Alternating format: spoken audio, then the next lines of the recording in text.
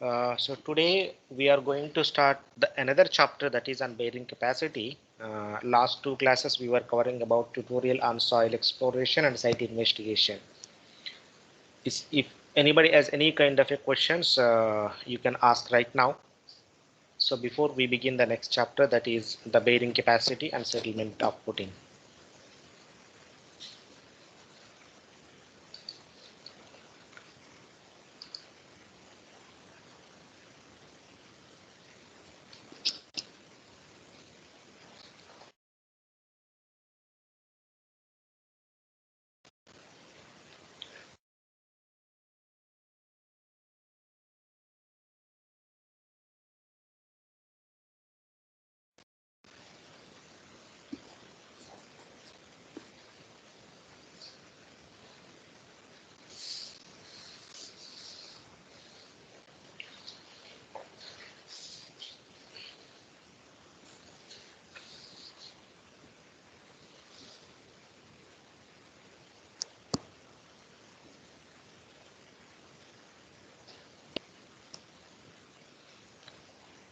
Questions, please.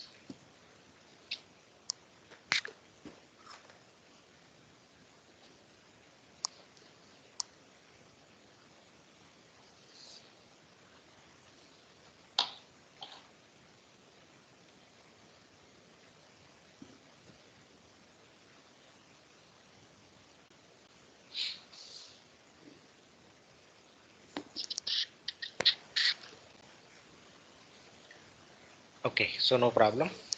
Uh, let, let me start another chapter. So that is on bearing capacity. So couple in the last couple of lectures, we were discussing about soil exploration and site investigation.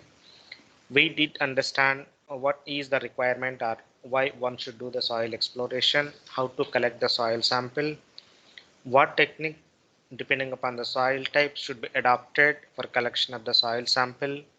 Then once it has been collected, so then where it has to be taken, how to conduct the different laboratory tests, and how to establish different soil properties which are called as engineering properties. So having understood how to profile the soil from the ground surface till the desired depth depending upon the foundation type. So today let us try to understand. So once you got the soil exploration report, how shall that be used for calculating the bearing capacity? Now in the chapter, so there are two parts. The part 1A covers the bearing capacity calculation, while the part B covers about the settlement. So let me give in detail explanation about how the bearing capacity is different than the settlement. So I will just recall. We were discussing about different variety of shallow foundations, which include isolated spread footing, then strap footing, then raft foundation, then wall footing, then combined footing. So all these fall under the category of shallow foundation. So once we complete a comprehensive understanding on the shallow foundation, then we will go to the deep foundation, that is pile foundation. So here, when I talk about the bearing capacity, so it default covers all these kinds of the shallow foundation except mat or raft foundation, because but of course a part of it will be covered in this bearing capacity calculation, but little more additional things to be done in case of the mat or raft foundation apart from the isolated footing, strap footing, or wall footing, or combined footing. So when I say the bearing capacity calculation, so these four types of footings inherently covers this chapter, which is not only the bearing capacity, even the settlement calculations also. Okay. So now let us try to understand uh, how to calculate the bearing capacity of a spread footing or isolated footing or combined footing. And depending upon the bearing capacity, one should decide what kind of the footing is feasible, either isolated or strap or footing, a wall footing, or the combined footing. So till now you understood about the existence of variety of footings, but you didn't understand what kind of footing shall be selected among these 4 or 5 listed footings. So that selection is governed by the bearing capacity as well as the settlement. So this is a small detail about what will happen if you apply the load on a soil sample. Suppose if you look at, so this picture will give you a little comprehensive details about different things. So this is the load coming from the column. So this load is spread on the footing, so that is just inside the soil ground surface. Now when you try to impose or apply any load on the soil, it gets disseminated, so by spreading over the larger area. The same dissemination is represented in the form of these simple circles. So these are called as a stress contours, or alternatively they will be called as the pressure bulbs. These are called as a pressure bulb. So each pressure bulb is a contour for a particular stress intensity. So here you can see the little pressure bulb right adjacent to the right beneath the footing. So this accounts for 80% of load transfer, below 60% of load transfer, and below to it 30% of load transfer, and below to it is 10% of load transfer. So these are called as a pressure bulbs, or alternatively you can also call them as isobars. Okay, so if you try to understand the development of these pressure bulbs as a function of the depth, so here it has been given at a depth of 1 times of the width of the footing, twice the width of the footing, 3 times the width of the footing, and 4 times the width of the footing, so on and so forth. Okay, that means whatever the amount of the load that we apply on the ground surface, it will get disseminated to only certain definite depth. So here in this case, example can be taken as 4 times of B. So this part we also understood when we discussed about the soil exploration. Now additionally, there are other 2 variety of stresses that also we did discuss. The first one is the increase in effective overburden pressure, that is initial increase in effective overburden pressure. This is called as a sigma naught dash. So this is defined as gamma times of H. As you go deeper and deeper, the initial effective overburden pressure continuously increases in a approximately linear manner. Okay. On the other hand, so this initial sigma naught dash is because of the self weight of the soil sample, because gamma is density of the soil, H is the depth of the soil. But on the other hand, suppose if I apply load in the form of a footing, then it imposes certain amount of the stress on the soil. So this stress is called as a increase in effective overburden pressure. Increase in effective overburden pressure, that is called as a delta sigma dash. Delta sigma dash. So for better understanding, the variations of both these stresses have been shown here. This light yellow color indicates increment in initial effective overburden pressure. So this cyan color indicates increment or decrement of increase in effective overburden pressure. Again, I repeat, sigma naught dash is exclusively because of the self weight of the soil, while delta sigma is because of imposition of external load in the form of a footing or column. Now you can also see there are another kind of stresses. Suppose for example, if you look at these hatched portions, so these hatched portions indicate they are called as a undisturbed spheres or undisturbed soil. Undisturbed soil. So these zones, what is the significance of these zones is, so these zones shall normally be used to examine is there any kind of a possibility of the footing failure either by the settlement or by the stability criterion? Okay, so this is a little, and you can also see, for example, here at a depth of 2 times of B, that there is another kind of a profile which has been shown. So this is the profile of stress distribution at a depth of 2 times of B. Okay, here we can see right at the middle of the footing there is a maximum stress development. So at the end of the footing, the intensity is slightly lower. And if you go little far away in the lateral direction, and there is a further decrease in the lateral stress. So in this direction, in the lateral direction, So this variation depicts about the stress distribution at different depth. So this stress distribution is different at different depths. For example, it is different at B, 2 times of B, 3 times of B, and 4 times of B. So this distribution, the stress distribution shall become 0 at the bottom of the isobar. Should become 0 at the bottom of the isobar. So this we have understood comprehensively about this one in the last class. Again, I'm also repeating here.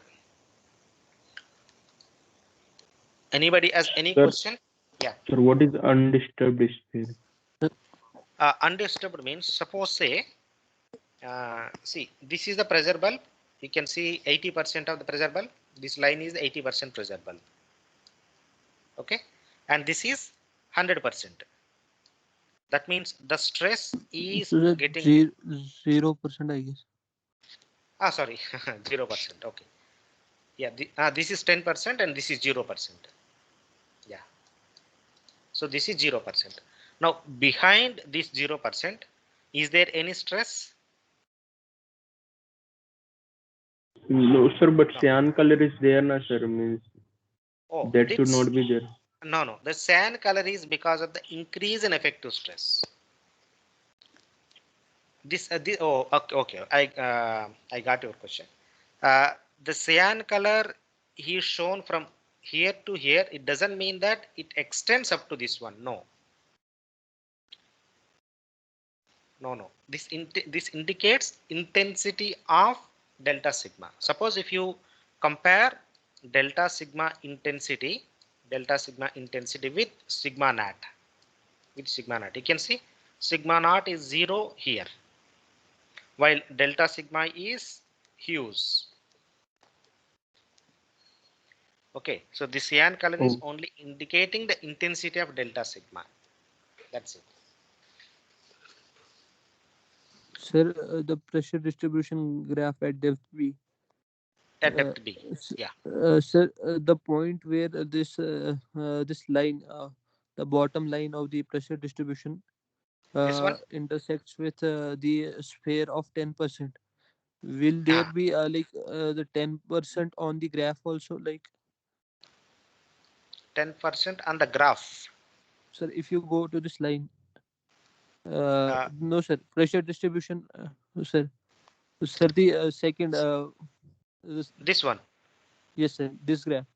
Okay, if you go on the side where it intersects with the 10% sphere, yeah, here this point, sir, will this will the value of this pressure distribution graph be equal to 10% here?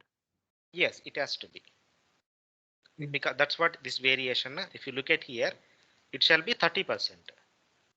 Okay, so 30 when you are or it is less 60? than more than 30. 60 is here at the top of the yeah, okay, it is 60. Okay, you are correct, it is 60 because I got this is 60, the intensity. So this 60 is reduced in lateral direction. So when comes to here, it is 10% only. Okay, Okay, here it's 30. yeah. So at the middle it is 60, and as you go in the lateral direction, either to right or left, it keeps on decreases. That's what is the meaning of this profile. Sir, can you once again explain what is undisturbed dispute? Okay. See, for example, the footing is located here. Okay. Suppose if I draw the stress distribution profile, this is something looks like this as per 1:2 distribution. Okay. Suppose if you draw the profile of this one, this is 1 vertical to 2 horizontal stress distribution. Okay, but this is an approximate one. So suppose if I take inside of this one, inside of this stress distribution, this one, and the outside, that is the towards the undisturbed sphere, inside the soil is under tremendous amount of the stress, but right outside, this soil is under zero stress condition. Okay, but as this stress distribution of 1:2 is approximate, but if you draw the realistic picture, those realistic pictures are shown by these pressure valves. Okay, that means I can say here this is the stress distribution, and here I can say this is how it gets distributed. So below this line, the soil is under stress condition, while above this line, the soil is under zero stress condition. Okay. Good. Sir. Yeah. Sir, what will happen to stress distribution if we have quicksand, like quicksand condition? So basically, quicksand condition arises when you overcome the self weight of the soil sample. Okay, for example, when there is a quicksand possible, let me take another example. So this yellow triangle indicates the self weight of the soil sample. Okay, now when can we expect the quicksand condition? At any depth. Depth is immaterial. Okay, so for example, if I take at a depth of below 4 times of B, the intensity of initial effective overburden pressure at this depth is gamma times of H, but this is acting in the downward direction. So when can I expect the quicksand condition? When I apply an uplift force, this is called as opposite force or uplift force, equivalent to the same gamma times of H.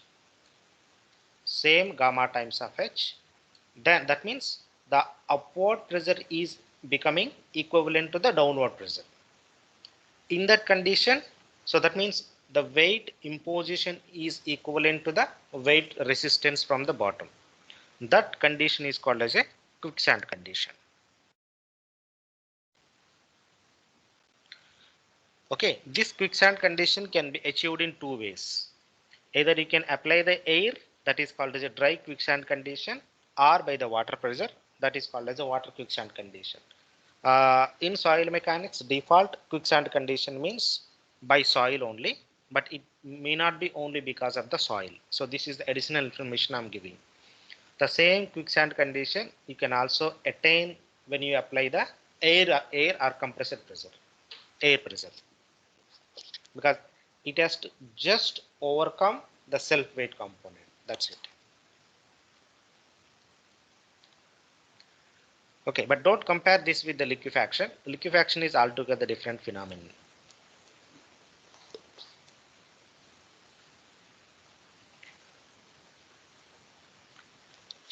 Is it okay? Did you understand or any question? Sir, like how structure will fail like in quicksand condition? Okay. So suppose in quicksand condition, what happens? See, suppose this is the footing. This is the footing resting on the soil sample. So this is the soil. So this is the soil. Since the entire load is directly borne by the soil initially, and this soil is resisting the offering the enough resistance. So that is happening because this soil is in intact condition. Intact means no water pressure is acting, no air pressure is acting, no dynamic forces are acting on the soil sample. Okay. Now suppose say I created some kind of perturbation in the soil in the form of by increasing the static water pressure, that is called as excess pore water pressure, or that uplift force, that is excess water pressure, uplift force. Now what happens when I create uplift force? So this uplift force or excess water pressure, they make the particles act as individual particles. Now what is the implication of these individual particles? When all particles are acting individually, suppose say this is one particle, this is another particle. As long as these two particles are in contact, there is something like shear strength, that is tau, gets developed because of the interlocking phenomenon, that is called as a pi, or the cohesion. So in case of the clay soils, cohesion, that is adhesion plus cohesion together, and pi, that is angle of internal friction. Okay, this summation of these two is called as a shear strength. Shear strength. So when particles are in strong contact, then the shear strength is very high. Okay, but that is possible when you apply the normal stress without the bottom uplift pressure. Okay, so when you apply only the normal stress, that's what you have understood in your soil mechanics when you apply the triaxial testing. When you apply only the normal stress, the interlocking is so strong, the shear strength is significantly high. But in case of the quicksand condition, the external load by water, this try to separate the soil particle. Now in that condition, two soil particles act as independent. When they are acting independent, the shear strength becomes zero. The shear strength becomes zero. When the shear strength becomes zero, that means the soil is no more offering resistance to the structure which is built on top of the soil sample. When no more resistance is offered, then what is its role? It has to simply sink into the soil sample. It has simply sink.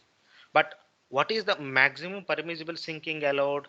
Maybe 20 millimeter or 25 millimeter or 50 millimeter. Okay, once the sinking exceeds 50 millimeter, then there is some kind of a tilting, because this is although we are talking about only one column, but your structure comprises of more than 10 number of columns. Now just imagine all 10 number of columns are sinking simultaneously, but with a different intensity of sinking. Then you can anticipate some kind of the tilting of the building into a one particular direction. Okay, here also, when there is a quicksand, as long as your entire building is sinking uniformly, there is no danger. It is a proven fact. There is no danger. But in case if there is a difference in sinking between any two adjacent columns, then your entire building tilts. So this tilt is danger. That tilt is danger. Okay, when it is tilting, then obviously there is a disposition of the center of gravity, thereby the building falls.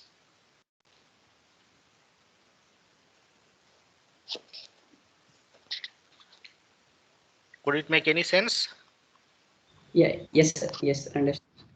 Okay, very good. So any other questions? So because of these are the fundamental reasons, actually the foundation engineering supposed to get highest attention, but it is unfortunately the structural engineers, they will dominate. So because whatever happening inside the ground, nothing is visible. But believe me, more than 90% of the problems to the building are only because of the inadequate foundation design. When you do any structural design, it inherently includes maximum factor of safety. And more than that, the above the ground, since it is visible, we can have some kind of the control on the structure by visualizing what is happening to the structure. But inside the ground, we don't have any kind of a monitoring mechanism. So therefore, it is a bit difficult to assess what is happening to the structure. We can assess the condition only when the phenomenon has happened and the structure has failed.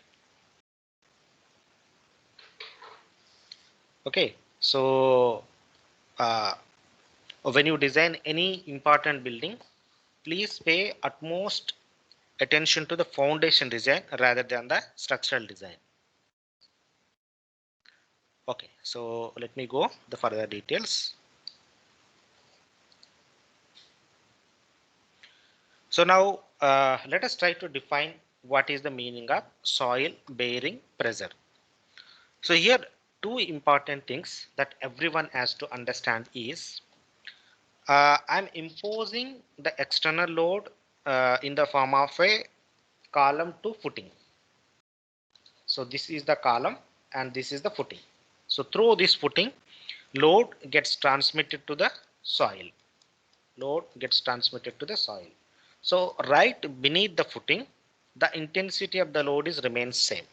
Okay, and the same load gets dispersed in 1:2 distribution to the deeper levels within the soil sample. But there is something called as the resistance offered by the soil. That component you should not ignore at any point of time, because there are two things: the load coming from or the stress coming from the footing or the column. At the same time, the same amount of stress must be offered by the soil sample. Then only your foundation is safe. Okay, now when the soil is offering the resistance, it manifests its effect in two forms. One is in the form of by undergoing the settlement. The second thing is by undergoing the stability failure.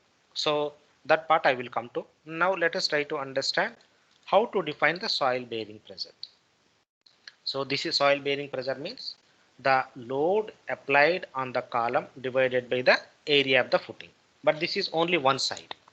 This is load coming from the column and getting transmitted to the soil sample.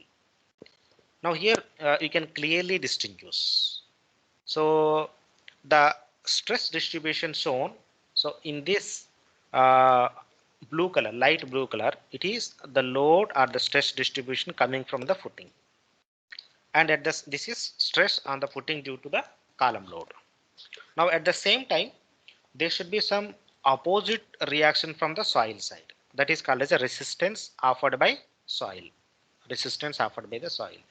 This resistance is called as the soil bearing capacity. This resistance is called as a soil bearing capacity. Now, how these two are different? Because see, we don't have any control on the stress on footing due to the column load. This is purely structural aspect. Nothing to do with us. But what is in our hand is how to calculate the resistance offered by the soil. That is called as the soil bearing capacity. So this is the most important. So this is what we are going to discuss. So in this entire foundation engineering. So whether it is a shallow foundation or the pile foundation, that is deep foundation. Now let us also try to understand what will happen. So if these two will not match. First of all, if the stress on the footing is equivalent to resistance offered by the soil, then absolutely there is no problem. No problem. So the ratio of these two is defined in one factor that is called as a factor of safety. Factor of safety, that is soil bearing capacity divided by the stress on the footing. Now you may ask a question, why should I take numerator as a soil bearing capacity and denominator as a stress on footing? The reason is, so you are going to decide the type of the structure. You are not going to decide what kind of the soil it is. Okay, that means you have a fair control on the structure, but you don't have any control on the soil. So therefore you have to take the bearing capacity. It is a unchangeable value. The stress on the footing can be changed because either you can increase the number of stories or decrease the number of stories depending upon the soil bearing capacity. Now from this simple definition, you can understand that the factor of safety must be always greater than the 1 or equivalent 1. If it is equivalent 1, that is called as a limit equilibrium. When stress coming, yeah. Sir, how bearing capacity is unchangeable, sir? We can add some cementitious particles and we can increase the strength of soil. Yeah, that is true. That is true. But that part I will come to later because I don't want to make it so get confused. So for the time being, forget about all those things. So let us try to talk about only the unchanged one, the soil as it is.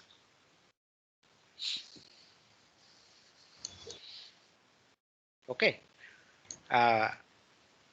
So as of now, try to understand. So you're not going to modify the soil. You're going to put the structure as it is. So now, if the stress coming from the footing is equivalent to the resistance offered by the soil, that is called as a factor of safety. If it is 1, it is called as a limit equilibrium, just on the verge of equilibrium. If it is less than 1, then the failure is imminent, but the failure can happen due to any one of these reasons. It can happen either by the settlement or by the stability. So greater than 1, stable, but may fail by the settlement. This is greater than 1, sorry. So greater than 1. So it may be, so based on the numerical value, you can say that the foundation is stable, but it may fail because of the excess settlement. So therefore, what is that limiting value so that my structure is safe both in terms of the settlement and in terms of the stability is approximately 1.5, or in fact it is more than 3, not 1.5. It should be more than 3. But on an average, if you refer to any book, they will say 1.5. But in case of the bearing capacity, it shall be 3 at least. If it is 3 means your structure is safe in terms of the settlement and in terms of the stability. Okay, so now suppose as you are asking a question, when I take the soil type, so the soils may not remain same at every location. So suppose if you go to, or if you look at within our campus, the soil is relatively stiff. So it doesn't require any kind of the modification or alteration. But if you go to any offshore area, especially Paradip or any offshore area, so these offshore areas are most of the time they are slush. Okay, so they are not like a stiff soil, they are slushes. So one option left out in these areas is either you go for deep foundation such as pile foundation, or alternatively you try to improve the engineering properties of the soils. Improve means you have to literally deal with only the shear strength of the soil. So only shear strength can get increased. There is no other parameter. Okay, the shear strength means again, so in terms of either C or pi value. Pi value. Okay, so this is, and that is called as a ground improvement or ground modification.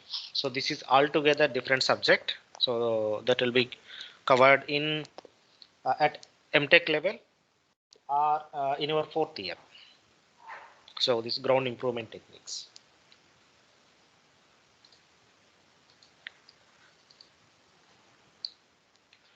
Okay, so this slide I also did discuss.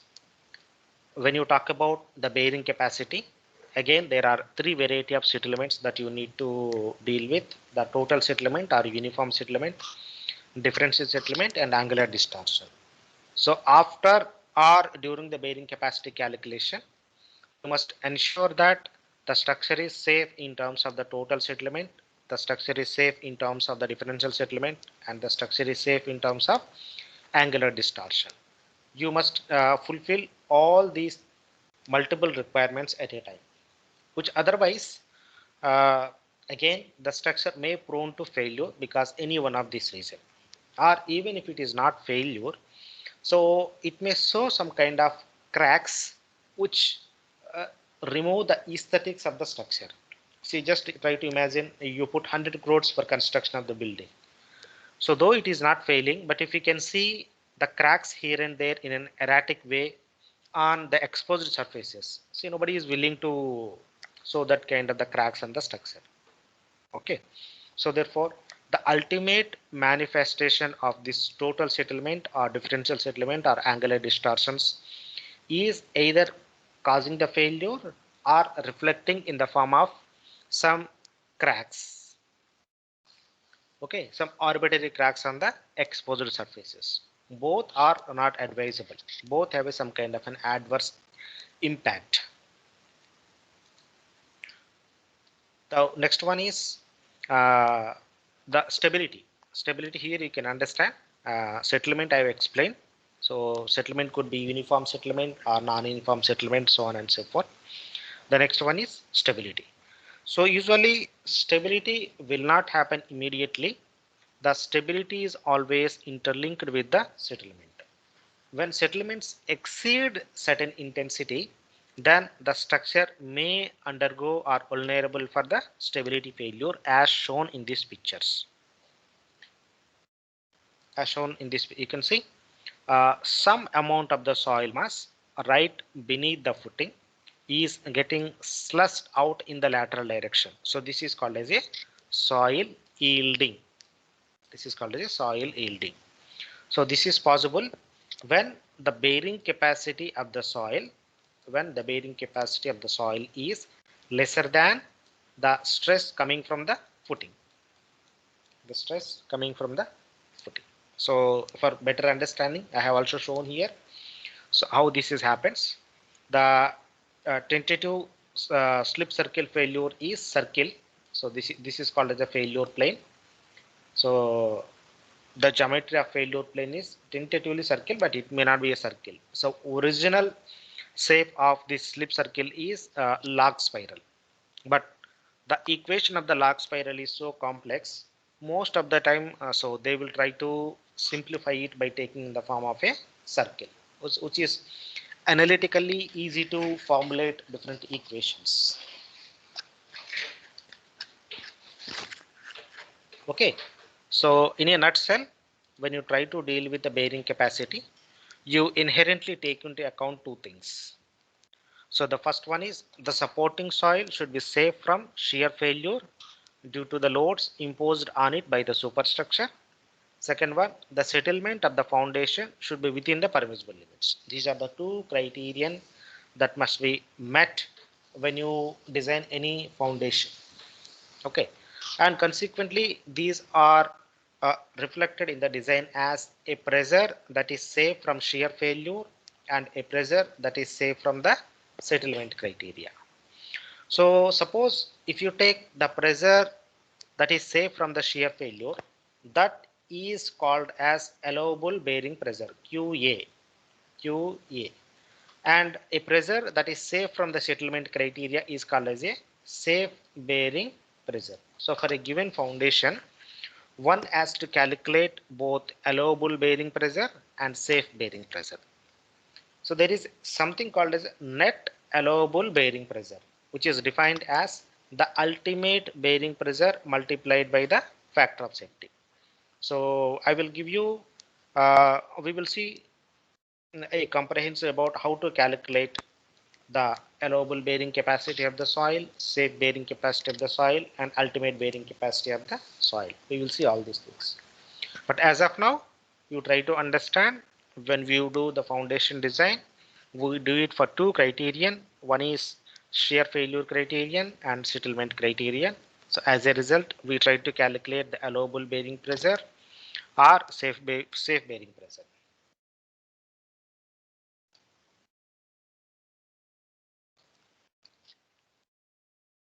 So apart from that one, there are other different factors that should be considered for the foundation design. As you can see, so in these schematic diagrams, so I think I have shown everything here.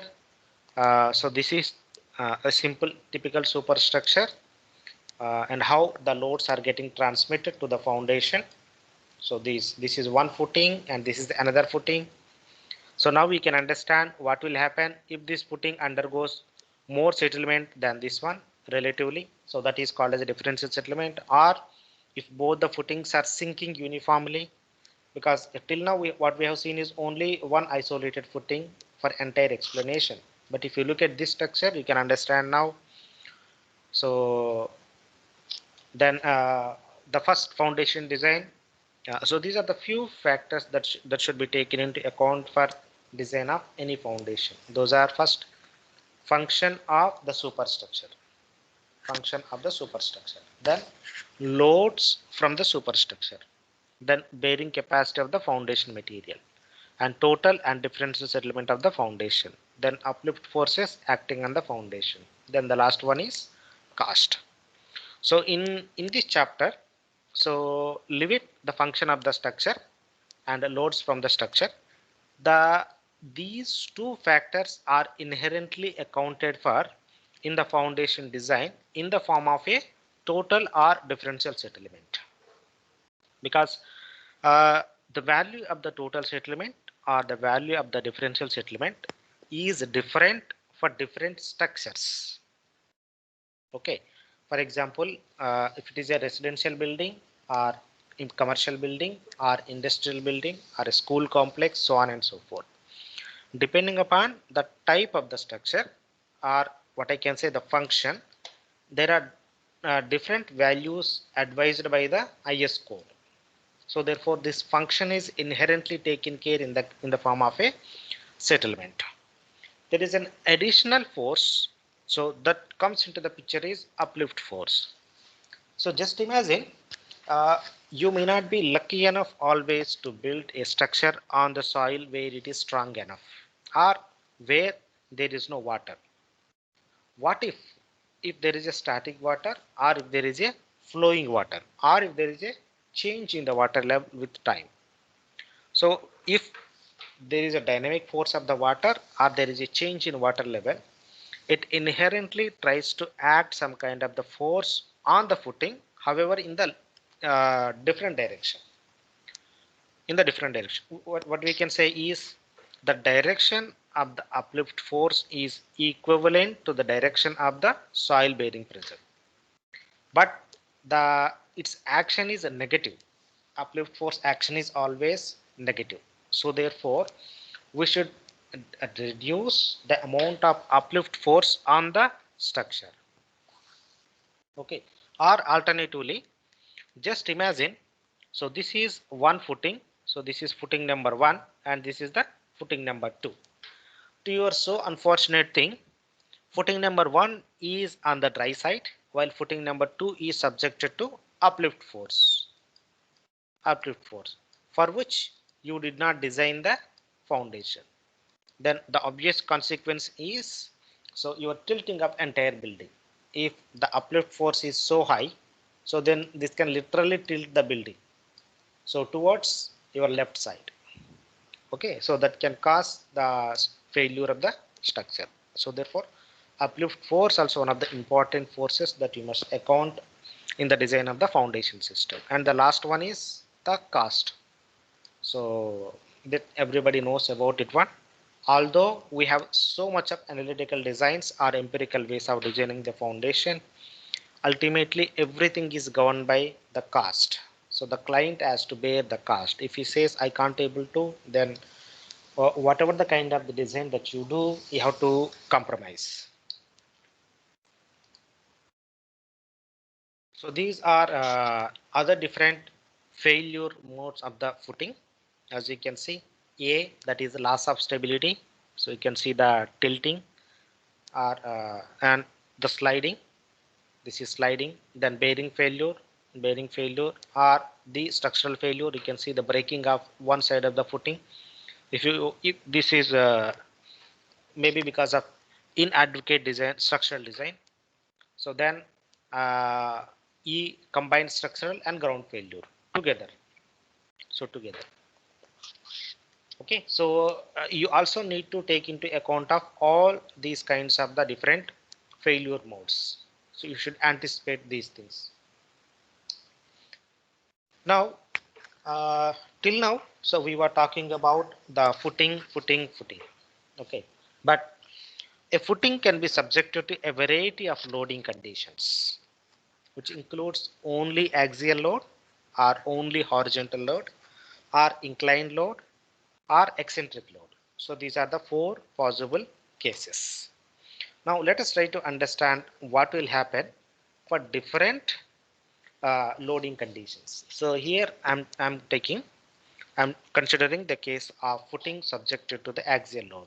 So in this slide you can see, so this is isolated footing, axial load centered exactly at the center of the footing. That means no eccentricity, as you can see here. So this is the plan view of the isolated footing, and this hatched small square indicates the column location, while the outside bigger dimension of small a on one side and small a of length and width. So this indicates the footing. This is the footing and this is the column.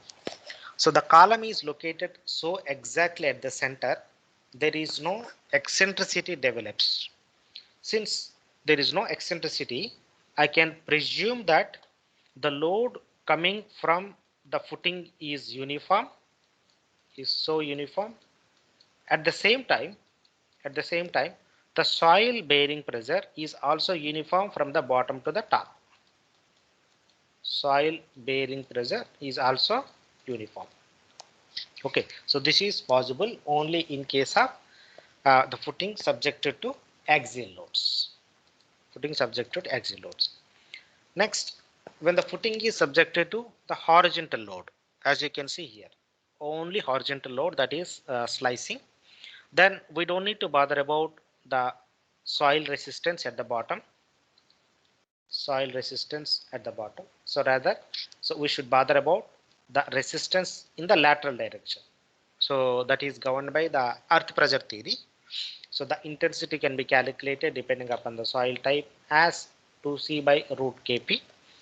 We will discuss about this in detail when you deal with the earth pressure coefficient or theory of earth pressures.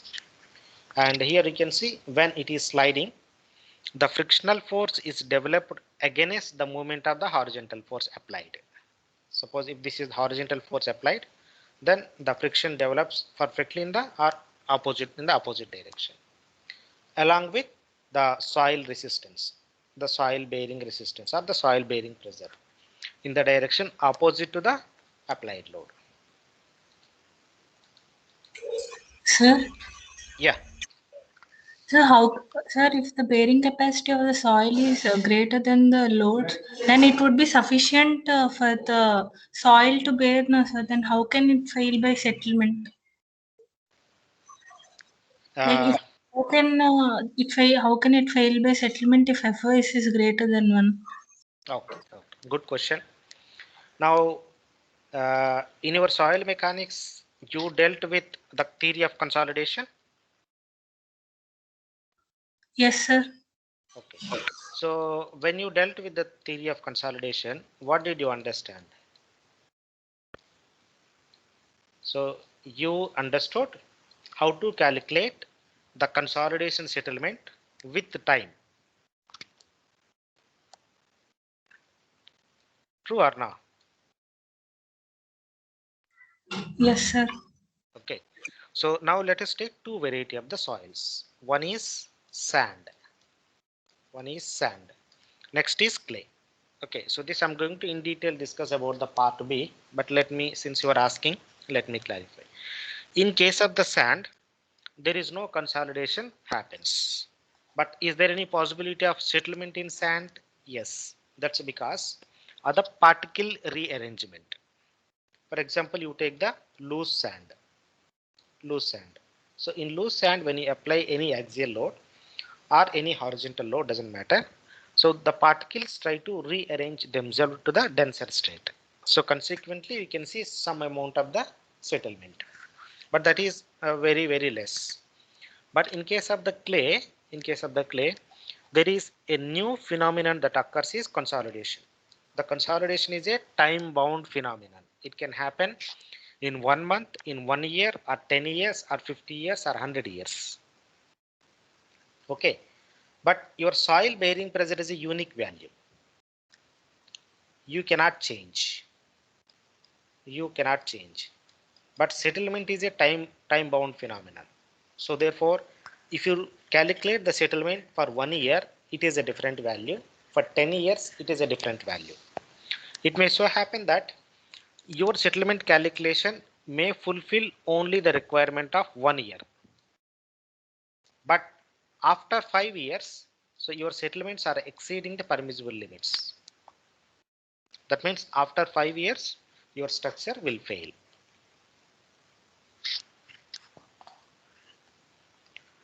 But if you ask me, will this happen in case of the sand? No, because in case of the sand, whatever the settlement that happen, they will happen immediately. So no time bound phenomenon happen in case of the sand. This is valid only in case of the clayey soils. Okay, so now you ask your question, having understood this little bit. Yes, sir. Now I understood, sir. You got the answer now? Yes, sir. Okay, very good. So what I also mean to say that the structural failure may not happen immediately. It is also time bound phenomenon. Unless otherwise you did not do any kind of a calculations. So that case are different. So that is in a non-engineered way.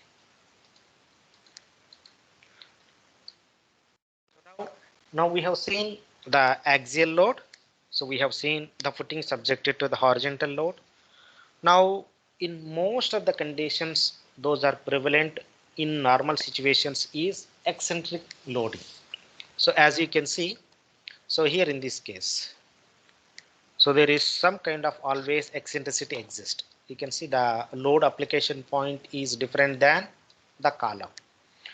So this is in this case we cannot directly solve the problem, but rather we can transform this into in a different form where the eccentricity can be considered in the form of another force that is called as a moment. So that's why if you look at the equation for the moment, which is nothing but the axial force multiplied by the eccentricity. Okay, m is equals to q into e. So which is nothing but representing the right side case. Okay, or alternatively, we can also take another case.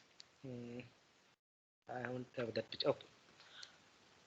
Okay, so this is eccentric case. So here in this case, what is the ultimate implication of this eccentricity?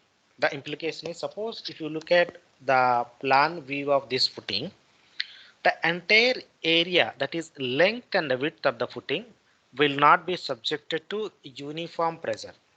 Rather, this is a non-uniform as shown in this picture. There is a Q max and there is a Q minimum that is typically governed by the moment and its direction, either in a clockwise direction or anti-clockwise direction. For example, here it is a clockwise direction. So therefore, on this side, there is a maximum stress. On the other side, there is a minimum stress. And there is also axial load. There is also axial load Q. So therefore, the combination of the stresses in case of the eccentricity is axial load plus the moment. Axial load plus moment. And you can see when there is a moment happening, only certain area of the footing resisting the column load, not everything. Not everything. So here you can see an width which is equivalent to 2 times of V, 2 times of E doesn't contribute at all for the soil bearing pressure. Soil bearing pressure. Now, depending upon the amount of the intensity, so this we have already seen in our engineering mechanics. So depending upon the intensity of the eccentricity, there is a possibility of only compressive stresses developing, or compression can transform into tension also, depending upon the middle third rule. As we can see, E less than B by 6, E greater than B by 6, E equivalent to B by 6. Suppose if the eccentricity is so high, where the intensity of the eccentricity exceeding B by 6, then there is a possibility of development of the tensile stresses beneath the footing. Here the tensile stress means separation of footing from the soil. Okay, so tensile stress doesn't means you're in a different connotation of structural engineering. The tensile stresses in footing is purely meaning is that there is a separation of footing from the soil. So when there is a separation from that area, no stresses gets transmitted to the soil. Okay, as a result, we can see one side highest compression of the soil, and on the other side there is complete detachment, and this is a very danger. By no means we should allow the detachment of the footing from the soil. This is not allowed at all. Okay, so this is the possible case if the footing is subjected to eccentricity. Now, there is something called as a one-way eccentricity and two-way eccentricity. So here in this case, it is shown as one-way eccentricity. That means either in the x-axis or in the y-axis only eccentricity exists. There is other condition, that is eccentricity can exist in both the directions. Okay, so here this is also belongs to footing with one-way eccentricity, where the footing is subjected to both movement as well as the axial load. As you can see, whatever I'm talking about, the middle third rule, if it is less than b by 6, perfectly fine. If it is just right side, then this is minimum q and maximum q. And if it is outside the middle third rule, there is a possibility of the tension development. That means separation of the footing with the soil. So this is footing and this is soil. There is a separation. So this is not at all allowed.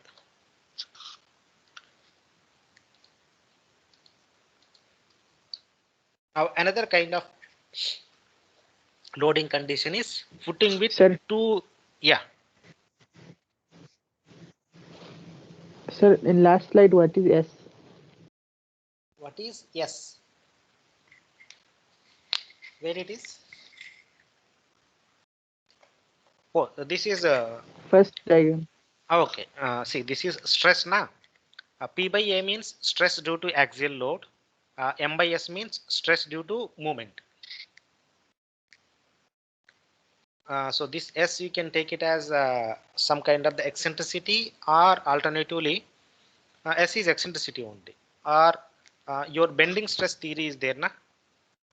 M by I is equals to F by M by I is equal to F by Y is equal to E by R or something. You remember bending theory equation? So it is that equation. Yeah, it is that equation. Or else section modulus it could be, but it cannot be section modulus. M by I is equal to E by Y. Yeah, M by I is equal to E by Y. That equation, if you take it, then you will arrive at Q is equal to M by S.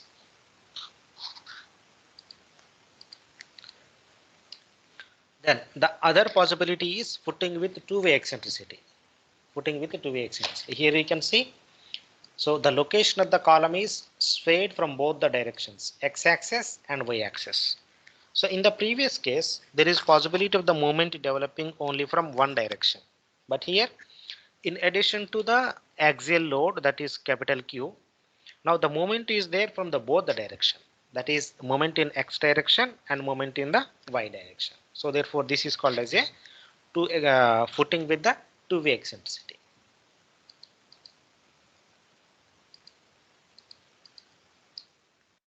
And another kind of a footing is footing with the inclined load. Now, most of the students commit a mistake. Try to understand. One fundamental mistake that happen is inclined load means the bottommost location of the load should be at foundation level, below the ground. Suppose I put the inclined load at this location. Now it cannot be called as inclined load if it is on the ground surface. This is the ground surface. So this cannot fall under the category of inclined load. This typically falls under eccentricity only. Okay, because if you resolve the forces at this location, so this is horizontal, so this is vertical. So again, this horizontal multiplied by this vertical distance will give you the moment again. But what if directly the column itself is inclined? Column itself is inclined. That is called as a inclined loading. So it is just, you can also understand, it is not possible practically up to the ground surface column is vertical and thereafter the column is inclined.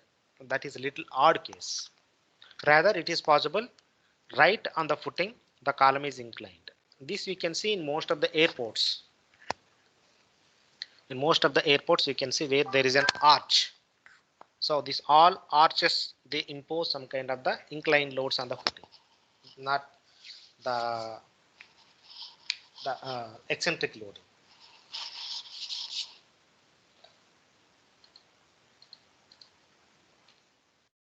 Okay, so I will give you 5 minutes break right now.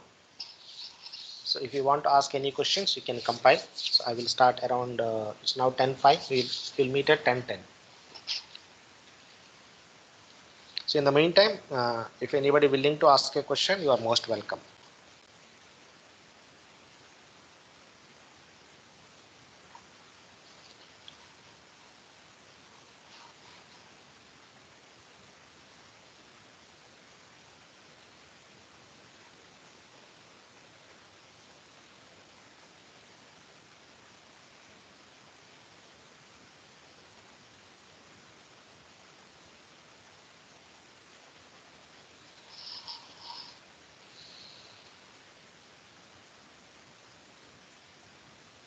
Sir, Yeah. sir, there is no tutorial class in this course. No, it is there. It is there. I'm just giving all the theories. These are the fundamentals. Once everything is done, because still we did not discuss about equations, now how to calculate the bearing capacity. I will take different tutorials, no problem.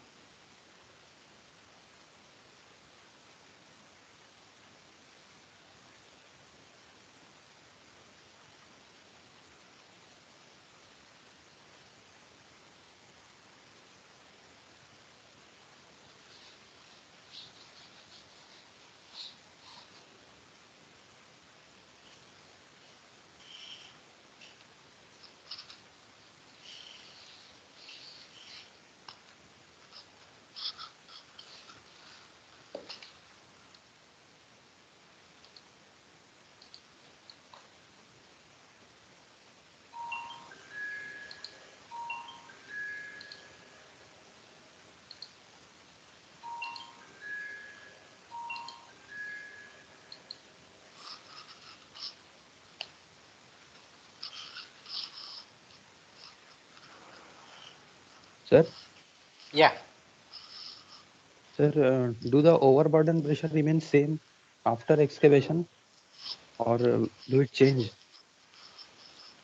That No, means it at a will depth change. below.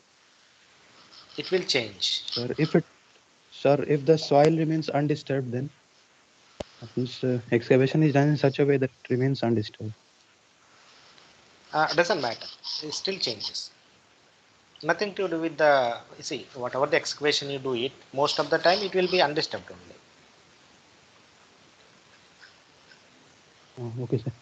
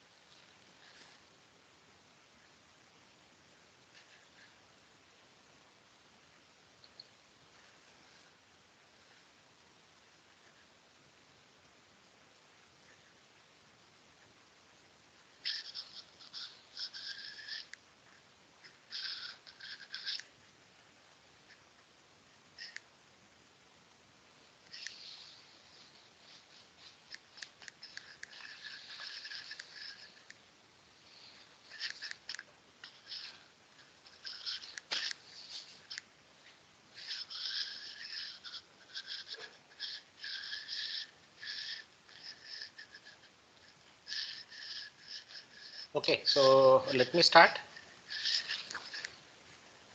So since we are discussing about the foundation design and the footing foundation design, Sir. so that is, yeah. Sir, I have one question, sir. Yeah, please ask. Sir, you have said that tension is not good for soil. It cannot be. Correct. Sir, but in reality, we are not getting any tension, sir. Like just soil, it is separated from soil. In reality, tension is we are not getting. That is true. In reality, we don't get the tension, but there is a possibility. Possibility in a sense. See, for example, your structure comprises of 4 columns. Okay. So the thing is that initially you design for all 4 columns are settling uniformly. But unfortunately, at one column location, the soil is weak. Okay, the soil is weak. So then this weaker soil section allows more amount of the settlement. So the other columns, they obviously tilt, trying to develop compression on more compression on one side and less compression on another side. And if that exceeds this E is equals to B by 6, then there is a possibility of the failure. Or let us take another example. We are typically talking about the structures, but the footings are not only meant for only the structures. Just imagine your ideal usage of this footing is for horizontal load. For horizontal load. Okay, so suppose say here this is a footing. I'm applying purely horizontal load. Purely horizontal load. So that means there is a possibility of always this edge belongs to some kind of the movement or uplift, while this side always under compression. Okay. So when there is a uplift or lifting of at this edge, so there is always possibility of the tension development at this corner. That means this footing trying to separate from the soil sample. Okay, or alternatively, this is second example. Yeah. Sir, this tension development is due to cohesion between the soil and structure, sir. How tension is developed, sir? That is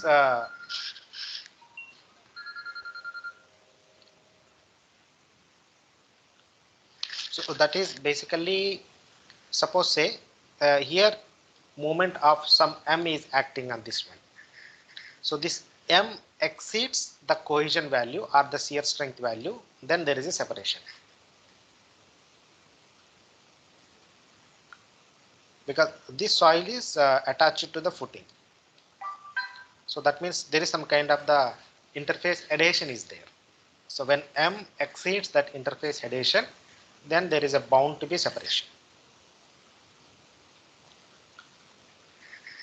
That is one case.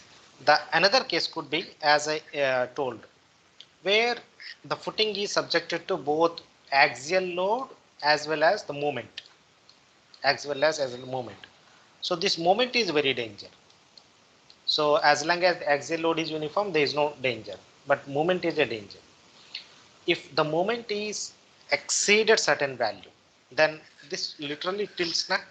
So this side is under compression, while this side is under tension.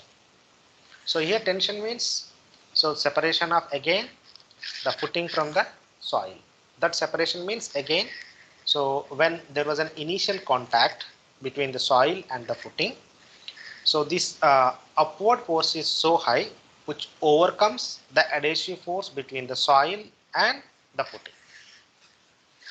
So in all these conditions, the tension condition may prevail.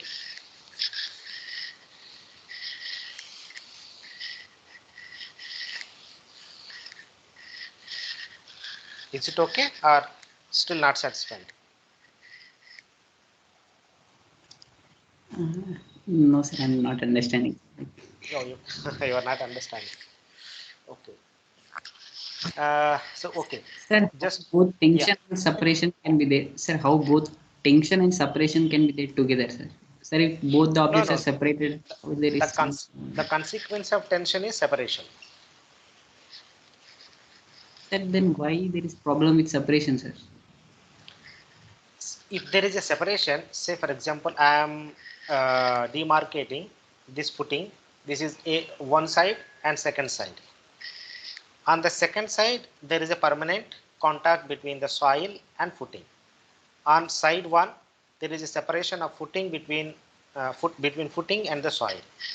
So on second side, there is a continual transfer of load from footing to the soil. But on the side one, since there is a separation, no load transfer happens. Okay. So here on the second side, since load transfer is happening from the footing to the soil, but initially you have designed it for you have designed it for uniform transfer across whole width. But unfortunately, this kind of a condition is prevailing in the due course of time, where initial area was L by B, but after separation, the area is L dash by B dash. That means more stress on the soil. More stress on the soil. More stress means more settlement. Yes, no, I understood. Okay, sir. Next point.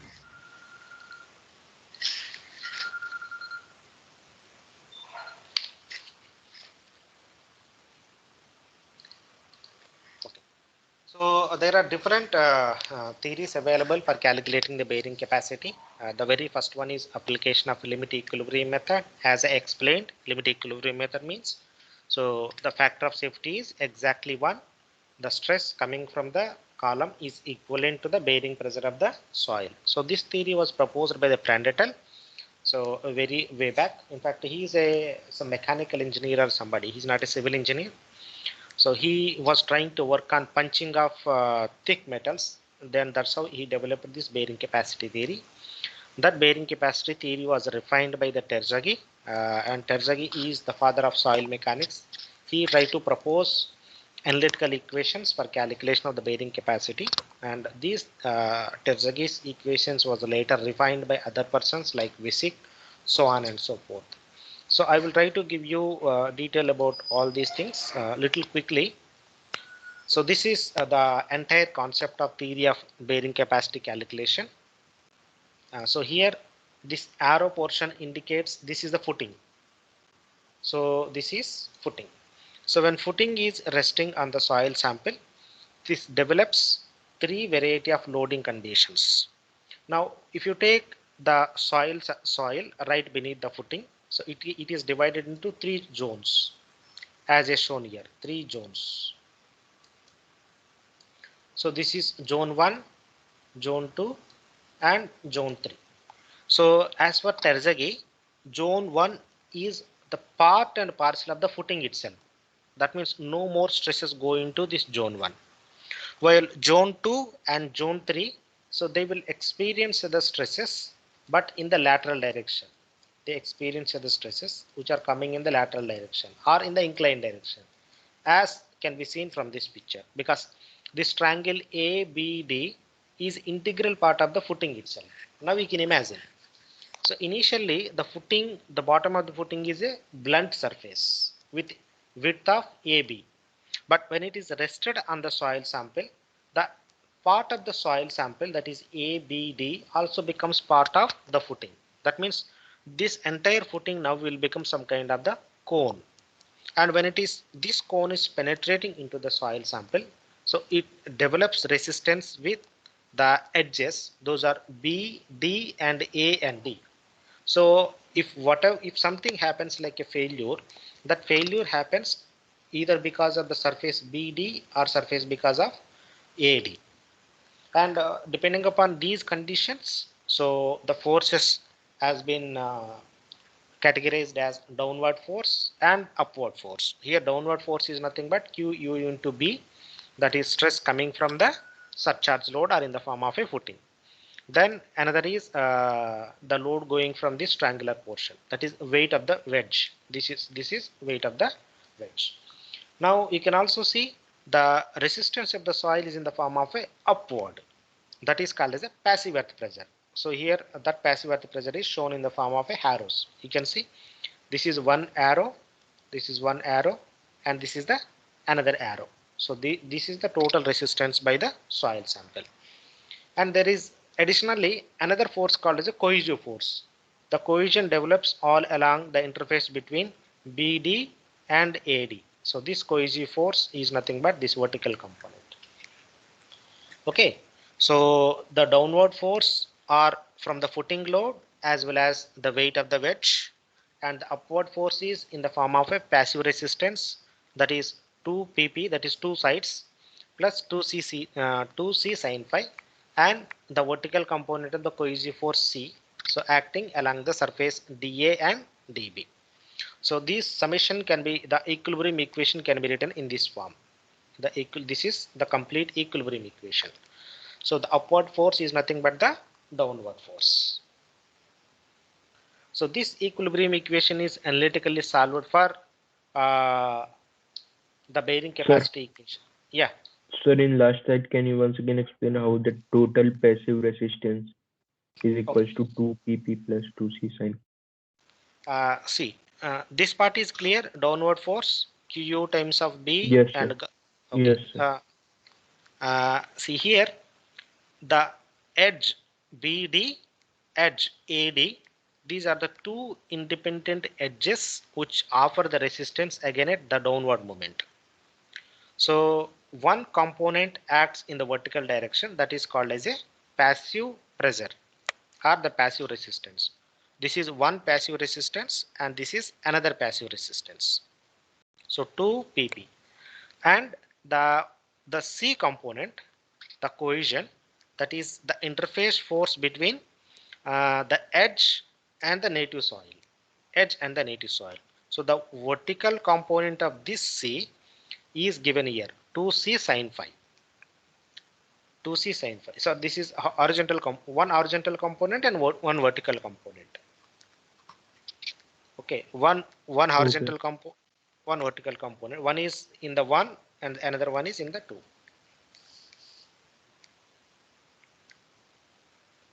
Okay, so the summation of downward forces and upward forces can be written so in this equation form. But anyway, this is only for understanding. You don't need to remember all these things as well. But just for sake of understanding, yeah. So these are evolution of bearing capacity theory. The very first one is limit equilibrium. So here also same thing. The downward force is resisted by the upward force of the soil. That is limit equilibrium, means both are equivalent. Then followed by the limit equilibrium, Skempton was the very first person who was working on development of bearing capacity theory. So this was the chart proposed by Skempton. So he has given a relationship between NC versus D by B, where NC is called as a bearing capacity factor. Okay, then next Terzaghi took up, he completely solved the previously shown analytical equation based on this concept. As you can see here, so there are 3 zones, zone 1, zone 2 and zone 3. Zone 1 is called as a soil wedge, zone 2 is called as a plastic zone, and zone 3 is called as a passive zone.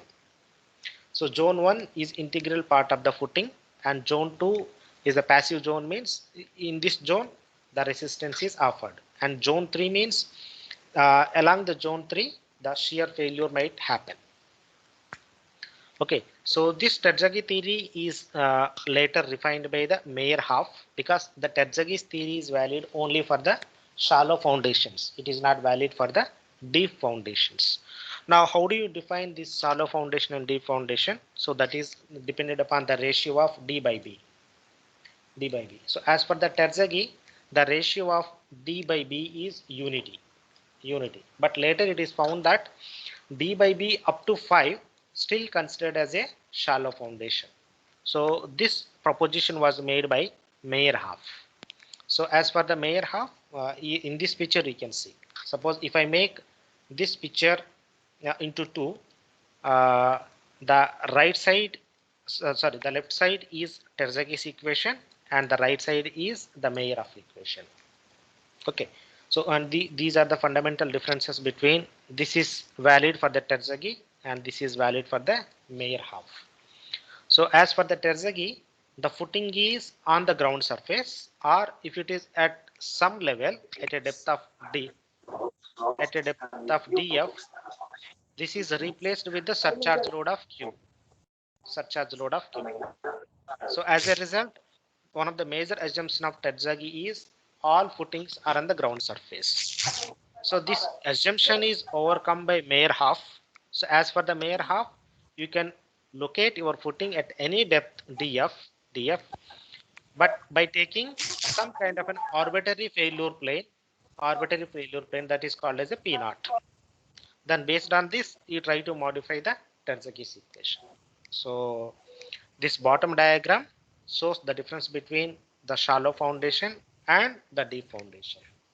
So this is only for understanding. Okay, you do not need to remember any of these things, but you need to have a fair understanding who developed what kind of the theory, how Terzaghi's theory is different than the Meyerhof theory. Then the Vesic and Hansen, so these they have further refined the Terzaghi's theory and Meyerhof's theory to be valid for different conditions.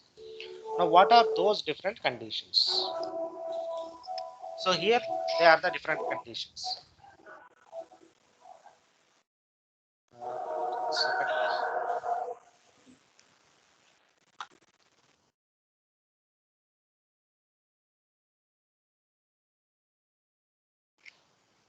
Okay, what are the different conditions? So in the previous slide, we were discussing about like axial load, moment, eccentricity, horizontal load, so on and so forth. Okay, as for Terzaghi, the Terzaghi equation is valid only when df by b less than or equals to 1, or for quick estimate of q ultimate, that is ultimate bearing capacity of the soil, and do not use for footings with the moments or horizontal forces, or for tilted bases, or for the sloping grounds. That means the Terzaghi equation is valid only for footing subjected to axial loads. No other What conditions is are D valid. by B here? What is D and B? D is depth of foundation, B is width of footing. Let me show you.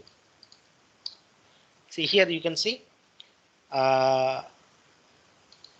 this is DF or D, both are same, and width is B. Width is B. Width is B. Okay, that this is DF and this is B. The ratio of DF by B. Sir, but B can be different in those two directions, no sir? Yeah, it can be different. See, B can be different. DF also can be different. Nah? See, we can put the footing at 1 meter, 2 meter, 3 meter, 4 meter, doesn't matter. And B also similarly, the width of the footing could be 0.5 meter, 1 meter, 2 meter. So no problem. No sir. Both vary. We have say footing of 2 meter into 3 meter. Then which one we have to take, 3 meter or 2 meter? Least of that one. Okay. Okay, but anyhow, that part also I will discuss. That part I will discuss. Okay, this is also a limitation of the Terzaghi's theory. Okay, so the Terzaghi's theory is valid only for only axial load. No other conditions are allowed. Now, these conditions are overcome by Hansen, Meyerhof, and Vesic. Any situation that applies depending upon user preference or familiarity with the particular method. And Hansen and Vesic particularly when base is tilted, when footing is on a slope, or when d by b greater than 1. For any of these conditions, we can use the Hansen or Vesic. So in general, you can understand that in general, we shall use the Meyerhof or Vesic or Hansen equation in general. Suppose you want conservative value, then try to use the Terzaghi's theory. One simple example I can tell you is normally what people will do is if they want accurate foundation design, they use the Meyerhof equation. But if they want, for example, they are going for some kind of a tender where they want a quick estimate. We just want some value. Then we use the Terzaghi's equation.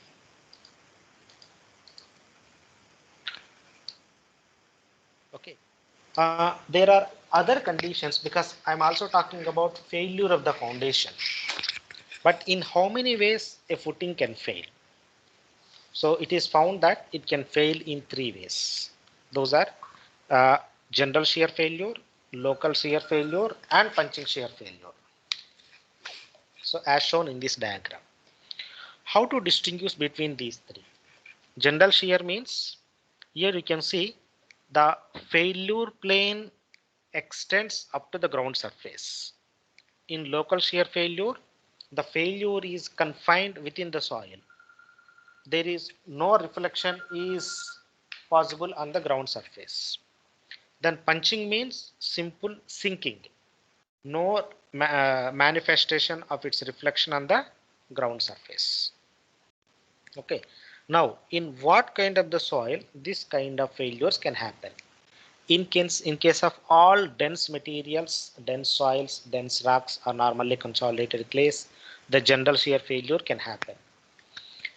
Local shear failure, if it is a mediumly compacted sand or clay or intermediate case, local shear failure can happen. And punching, in case of the loose sands, weak clays, the punching can happen.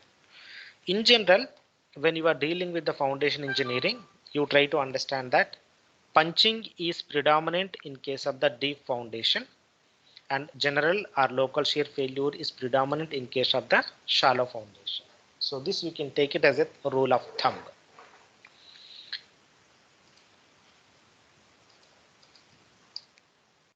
So these are the stress strain diagrams for general shear, local shear, and punching shear.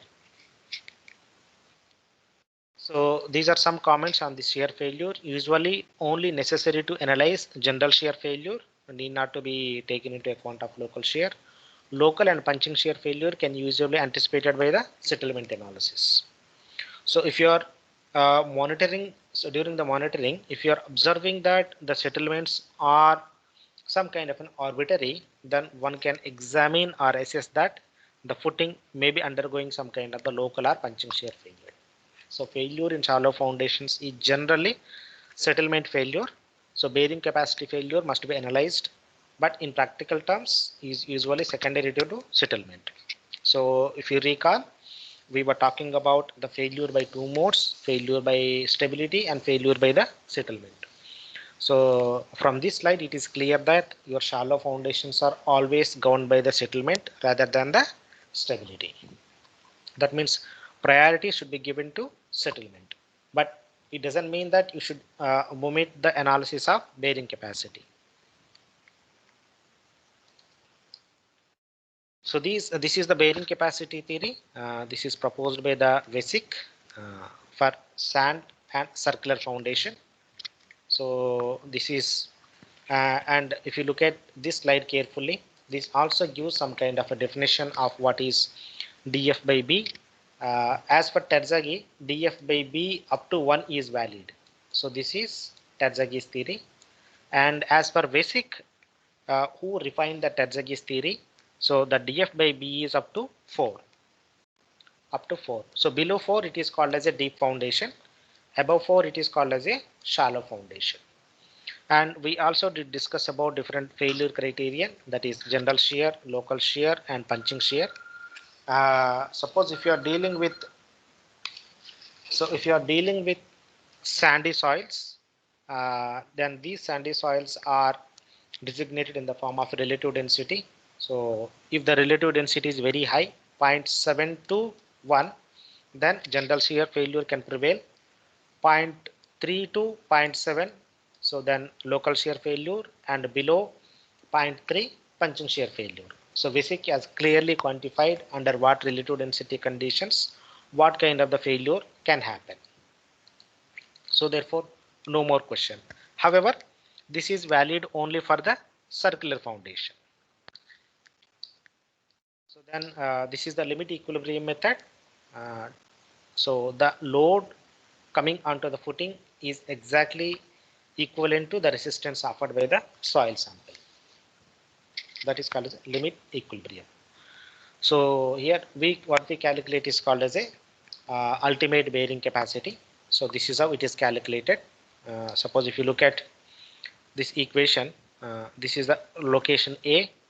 So take summation of all the moments about the location A, moment about A. So A is equal to Q ultimate by BB.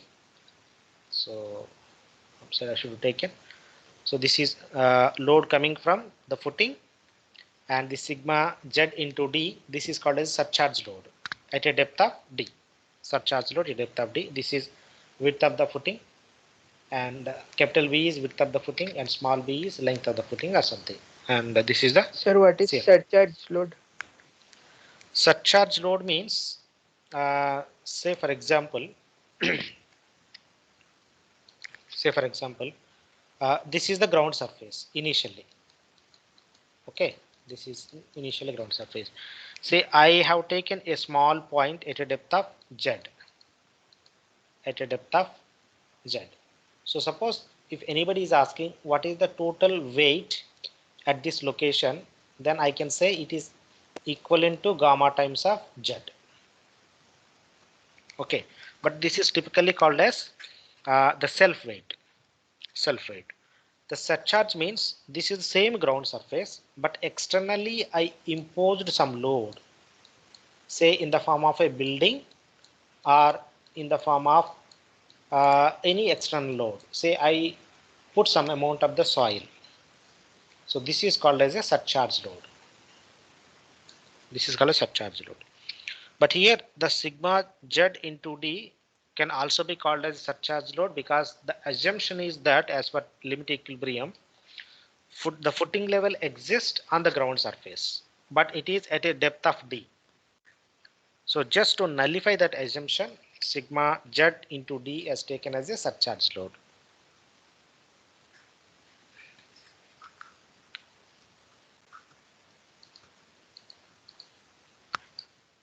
So take summation of all the moments about point A, then what we get, the equation is, this is called as a bearing capacity equation. The ultimate bearing capacity. So this is 2 pi SU plus sigma Z. So then this is further multiplied with 1, or this is further simplified, that is called as a NC. 2 into pi is nothing but NC. NC is called as a bearing capacity factor. Bearing capacity factor. Then another equation proposed by the Skempton bearing capacity analysis for cohesive soils. So when I say cohesive soils, default the angle of internal friction is 0. So in those cases, so there are another bearing capacity factor. I will discuss about these in the subsequent slides. That is NQ and N gamma. They are taken as NQ is 1 and N gamma is 0. So this is valid only when angle of internal friction is 0. Now, since some of you asking a question, what if my footing is square or a circular or a rectangle? So now here we can see one of the major assumption in Terzaghis theory is that Terzaghis theory is valid only for the strip footing. It's not strip, it is it is valid for only strip footing. Okay, so therefore its validity for square footing or circular footing or rectangular footing is a questionable. It's not valid in fact. So that limitation was later overcome by the Skempton. So he tried to give different, or he tried to account for the shape of the footing. So he tried to account for the shape of the footing by giving different equations as shown here. For example, you can see NC is the bearing capacity factor. So this accounts for dF by B, but with a limitation, with a limit of NC less than 7.5.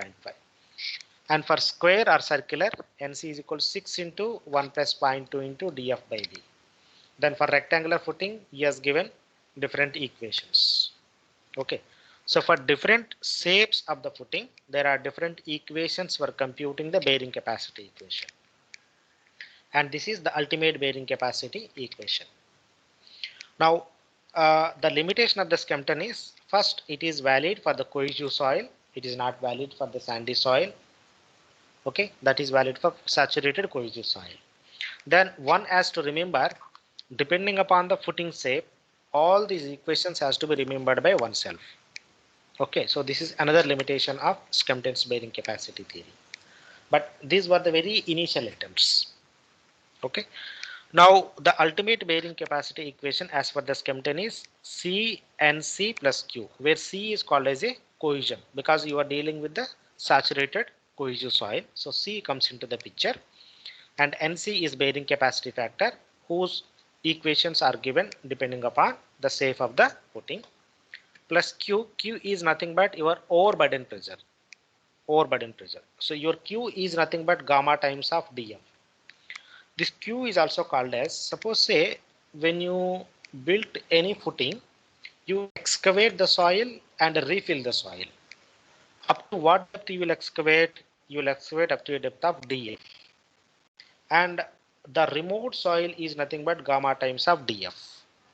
And suppose if the same soil is compacted again, that is called as a, in that case, if it is excavated, then it is minus. If it is recompacted, then it is plus. So depending upon the condition, whether you are completely removing or after removal you are refilling, then you can say the plus or minus. Now let us try to distinguish. If you directly calculate C and C plus Q, this is called as the ultimate bearing capacity of the soil.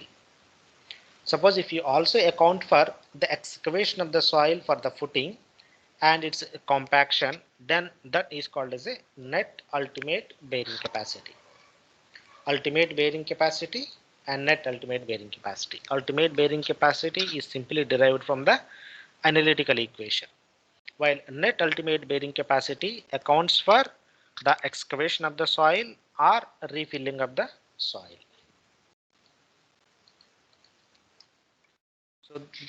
So this is the complete understanding about the Terzaghi, his assumptions. All these assumptions are available in any of the book. You can go through. I will not touch upon it. And this is the Terzaghi's proposition on development of the bearing capacity theory. So in 1 minute, I will try to wind it up. So this theory. So as per Terzaghi's theory, so this is the footing, and this is called as the soil wedge, and this is the soil which is resisting the load. So this is called as a passive zone, or you can see there is another line here. The zone right beneath the wedge zone is called as a radial shear zone, and the zone which is attached to the radial shear zone is called as a passive zone. One of the major assumptions of the Terzaghi is the footing is on the ground surface, but that is practically not possible. Footings are always at a depth of d. So therefore, in order to account for this assumption, he has replaced this weight of the soil with surcharge pressure, that is called as a sigma times of d, sigma z, that is gamma times of d. So gamma times of d. So these are assumptions of Terzaghi's theory, and so these are the equations given by Terzaghi. So this is the equation proposed by Terzaghi. You have to remember this equation. The ultimate bearing capacity is equals to CNC plus ultimate bearing CNC plus QNQ plus 0.5 gamma B and gamma. So this equation is derived based on the very first slide. And let me give you a small introduction about these equations. So here there are three terminology involved in ultimate bearing capacity equation. This is called as the ultimate bearing capacity. CNC. C is the cohesion. NC is called as a bearing capacity factor. Q is called as overburden, which is nothing but gamma times of df or gamma times of d. NQ is bearing capacity factor. 0.5 gamma B. So this is called as the self weight of the soil. Self weight of the soil, and N gamma is again bearing capacity factor. Now overall, there are three bearing capacity factors: NC, NQ, and gamma. NC, NQ, and gamma. and all the three are functions of the angle of internal friction of the soil. All the three are function of angle of internal friction of the soil. So therefore now if you look at this equation carefully, both cohesion term and frictional term are covered. Cohesion term in the form of a C, and frictional term in the form of bearing capacity factors NC, NQ and gamma. So therefore this equation is valid for both C soil or pi soil or C pi soil. For all kinds of the soils it is valid. Now the first term is called as, in this equation, the first term is called as a cohesive term. The second term is called as a overburden term. Overburden term. Overburden. The third term is called as a self-weight component. The third term is called as self-weight component. The first term C and C is called as a cohesive term. Q and Q is called as a overburden term. 0.5 gamma B and gamma is called as a self-weight component of the term. Okay, so as I told, the Terzaghi's theory is exclusively valid only for the strip footing. So it's not valid for other shapes of the footings. Therefore, he later tried to modify or extend its validity to different shapes of the footings. So those, for example, in case of the square footing, he modified this equation. The form of the equation is remains same. He tried to modify into by simply multiplying 1.3 C dash NC plus QNQ plus, instead of the 0.5 it is reduced to 0.4 gamma B and gamma. While in case of the circular footing, so same, Q ultimate is equals to 1.3 CNC plus QNQ plus, instead of 0.4 it is now 0.3 gamma B and gamma. So meaning thereby, if you want to use the Terzaghi's theory, then you need to remember different equations depending upon the shape of the footing.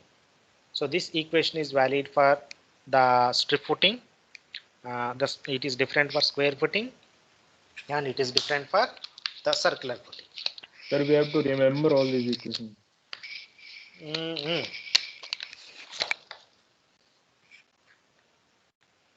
But this is only one equation.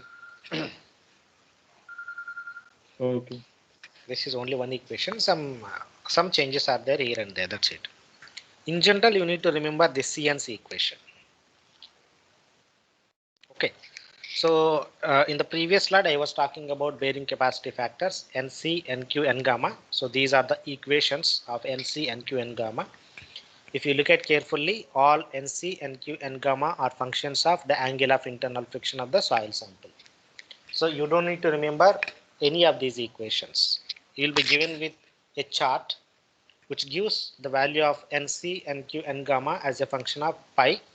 So you should pick up the value, these NC, NQ, and gamma from that chart. It will be provided even in the exam also. So this is the chart.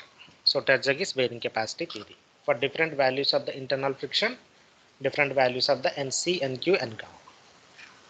But one important thing is that everyone must remember, for pi is equals to 0, everyone must remember what is the value of NC, NQ, and gamma. Okay, so I will not repeat again. This only one value everybody has to remember. For pi is equals to 0, NC is 5.7, NQ is 1, and gamma is 0. And gamma is 0. So this you must remember. There is no other go. Okay, so don't ask me that in the exam.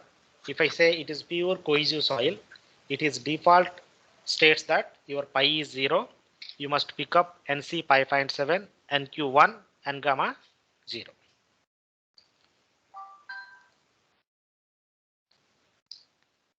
So in the previous slide, the equations which were proposed valid for general shear condition, general shear failure. Now, as for Terzaghi, there is another condition that is called as a local shear failure. So in case of the local shear and general shear, only difference is you need to reduce the value of C by 2/3 of C. C by 2/3 of C, as we can see. In the earlier equation, it is C dash NC. But in the local shear, it will be written as 2/3 of C. And there is a difference in pi also. Your pi dash for local shear is nothing but tan inverse 2/3 of tan pi. So this is only the difference between general shear and local shear failure. Now if you look at carefully, the fundamental difference between general shear and local shear is there is a reduction in the value of cohesion by 1/3 and a reduction in the value of the internal friction. So this also by 1/3, but not exactly 1/3. So there is from general shear to local shear, we are reducing the strength of the soil. That's what is the meaning of the general shear and the local shear. And so these are the tables for local shear condition for different values of the pi, NC dash, NQ dash, and gamma dash. So the general shear and local shear is distinguished by, you can see here, in this case it is NC, NQ, and gamma, but in local shear it is NC dash, NQ dash, and gamma dash. That's it. Then, so these are some notes on Terzaghis theory. I think I have repeated everything. I don't need to repeat again. But let me explain about the other theory, that is the Meyerhoff's theory, modified by the Meyerhoff. This is Meyerhoff theory. Yeah, the difference between the Terzaghis theory and Meyerhoff theory is that in Terzaghis theory, he did not account for the safe of the putting. That is accounted for Meyerhoff by in the form of a safe factor. Here you can see these are called as a safe factor. Now another assumption in Terzaghis theory is the footing is located on the ground surface, but which is practically not possible. To account for such assumption, Meyerhoff introduced another factor that is called as a depth correction factor. That is called as a depth factor. So dc, dq, d gamma. Then as per Terzaghi, the footing shall be subjected to only axial load. But what if the load is inclined? So no answer. So that is incorporated again by the Meyerhoff. So that factor is called as a inclination factor, load inclination factor. So now we can understand the difference between Terzaghis theory and Meyerhoff theory. So Terzaghis theory, it is CNC plus QNQ plus half gamma B and gamma, which was later modified by the Meyerhoff as QU is equals to CNC SC DC IC plus QNQ plus SQ DQ IQ plus half gamma B and gamma S gamma D gamma and I gamma.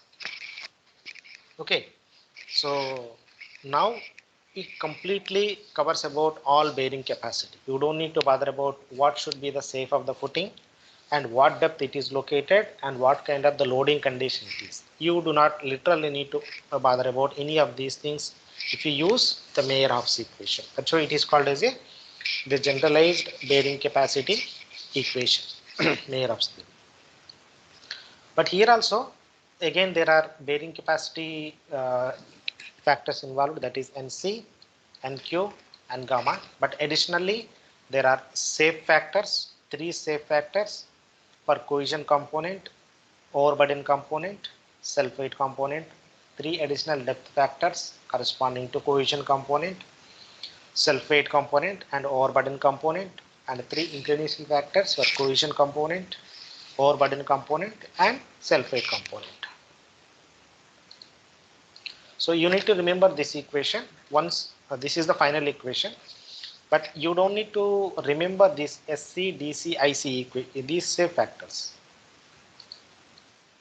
These are bearing capacity factor values for Meyerhoff for different angle of internal friction. You can see a slight difference. Again here also, for pi is equals to 0, NC is 5.14, NQ is 1, and gamma is 0. So these 3 values everybody has to remember, because often it may not be said that it is the saturated soil where pi is 0, your NC is 5.14, NQ is 1, and then gamma is 0. So these are the different equations, these different bearing capacity equations, bearing capacity equations, bearing capacity equations. Then, so these are the equations for safe factor. Now, in addition to the Meyerhof theory, I was also discussing about Vesic theory and Hansen's theory. So suppose if you are using the Meyerhof theory, so these are the equations you shall use it for safe factor calculation.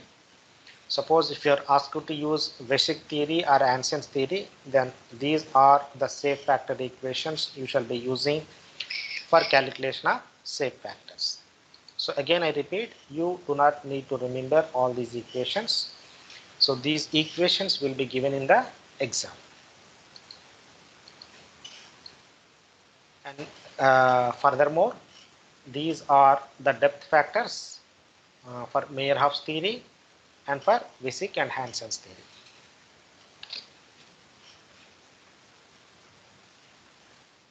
Then inclination factors for everybody it is same, Meyerhoff or Vesic or Hansen. Now here also one particular thing that you need to remember is, although these equations include a term called as a beta, inclination of the load on the foundation with respect to vertical. So if the load is axial, by default all inclination factors will become unity. Okay, so don't think here and there. So it will default will become unity, which otherwise if somebody say the load is axial, that means beta is 90. Then if you look at f gamma I value, if beta is 90, if phi is some value, then you will get some value which is less than unity. So it doesn't make any sense. So therefore default an assumption is that if the load is axial, you should take all inclination factor as unity.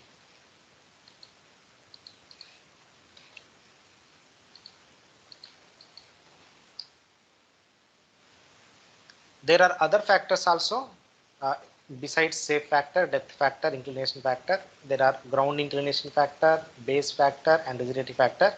So these things are not required now. So this is complete equation, but as I told, you don't need to know all these things.